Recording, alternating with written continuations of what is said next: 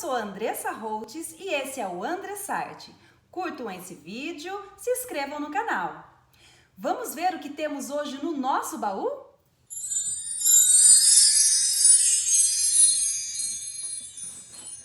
Hoje no nosso baú nós temos uma menina.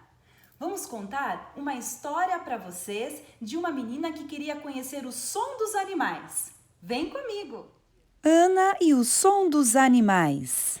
Ana era uma menina muito esperta e muito curiosa. Ana vivia com os seus pais na cidade. Um dia, ela foi ao sítio do vovô e ficou muito curiosa para saber qual era o som dos animais.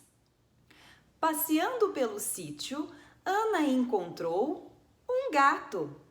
Gatinho, que som que você faz?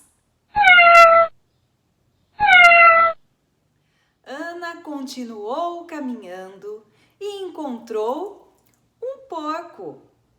Porco, que som que você faz?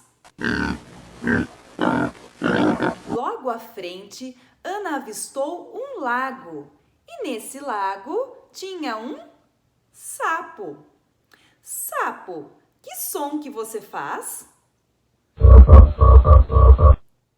Ana continuou caminhando e encontrou um cachorro. Cachorro, que som que você faz? Passando pelo bosque, olhou para uma árvore.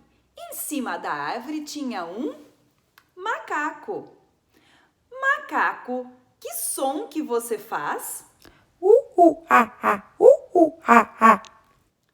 Ana ficou encantada com o som dos animais e não via a hora de contar para os seus amigos da cidade e para os seus pais. Gostaram da história da Ana e o som dos animais?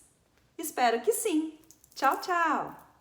E você, conhece o som de algum animal? Comenta aí!